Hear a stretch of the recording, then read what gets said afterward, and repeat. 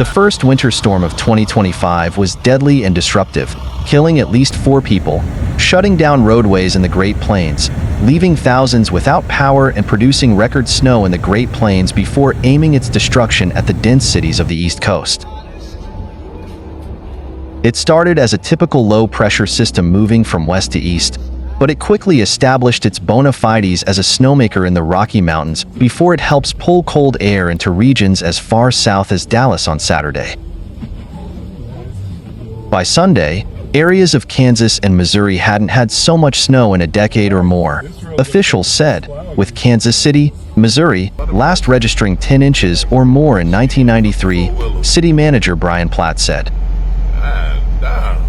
On Sunday, the Kansas City region had multiple readings of 14 inches and more, with Sugar Creek, Missouri, measuring 14.5 inches, according to Weather Service data.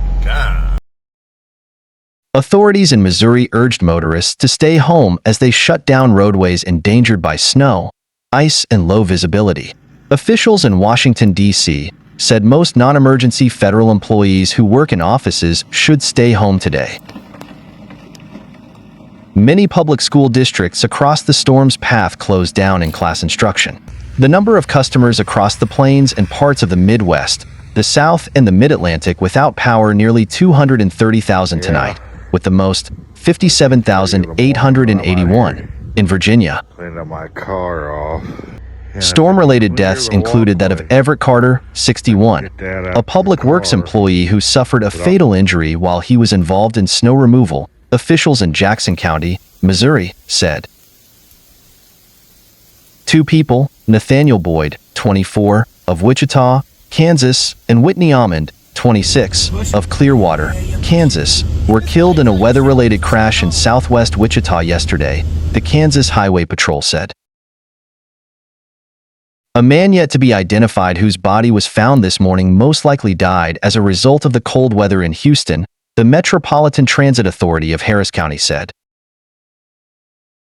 The storm temporarily shut down Kansas City International Airport in Missouri on Saturday, leaving the NFL's Kansas City Chiefs players temporarily stranded on a plane destined for Denver, where the Broncos eventually beat the team 38-0. Today, Ronald Reagan National Airport in Virginia, just outside Washington, D.C. city limits, was shut down temporarily for snow removal after the storm moved into the Mid-Atlantic. The front delayed and canceled thousands of flights departing from Reagan, Kansas City, Indianapolis, and other storm-affected cities. As the storm departs overnight, the Weather Service said it would move offshore. It's drawing cold air behind it, with high temperatures from northern Texas and the plains to the Mid-Atlantic expected to be 5 to 20 degrees below average. A wide swath of blacked-out businesses and residences has followed the path of the storm as it moved from Missouri to Virginia since the weekend.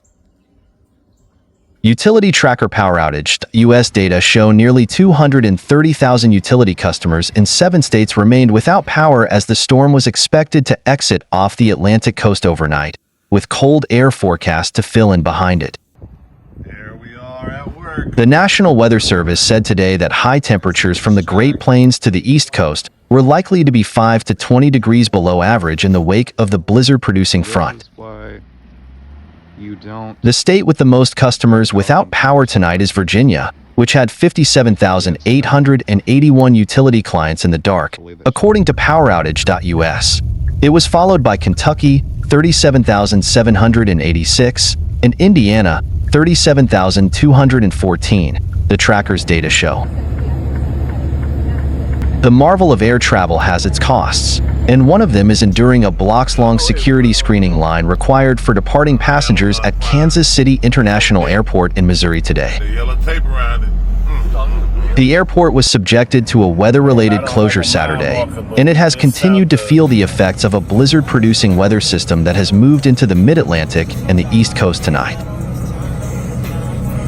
Amid weather-related flight cancellations and delays, passengers heading for departure gates were subjected to a seemingly never-ending line to get through Transportation Security Administration screening. Heeding advice to arrive exceedingly early may be paying off.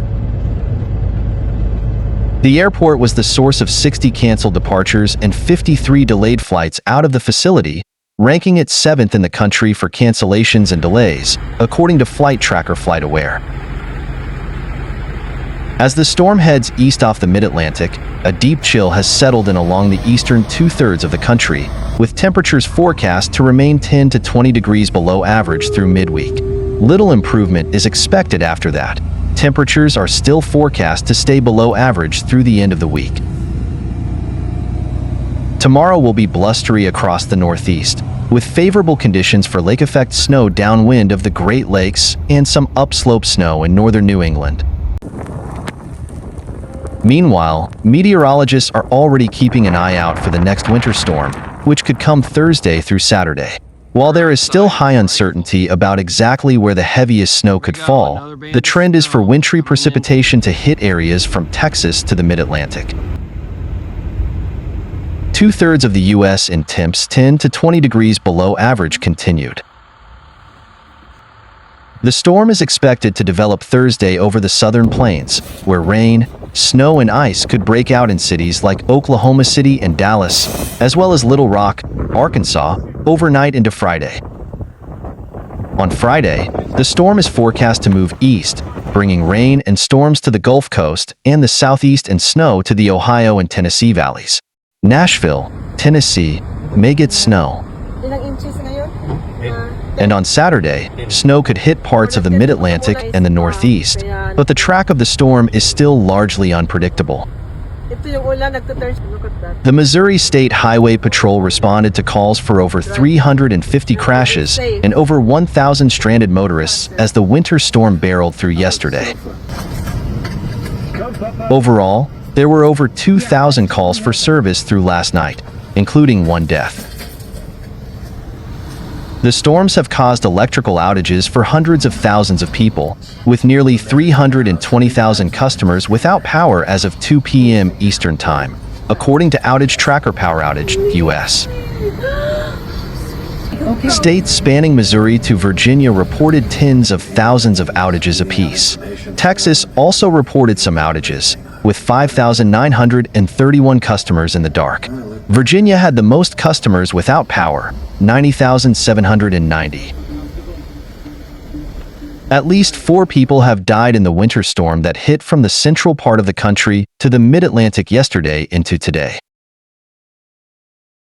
In Missouri, Everett Carter, 61, a public works employee, suffered a fatal injury while he was performing snow removal operations, Jackson County officials said. The Kansas Highway Patrol reported that 2 people were killed in a weather-related crash in southwest Wichita yesterday.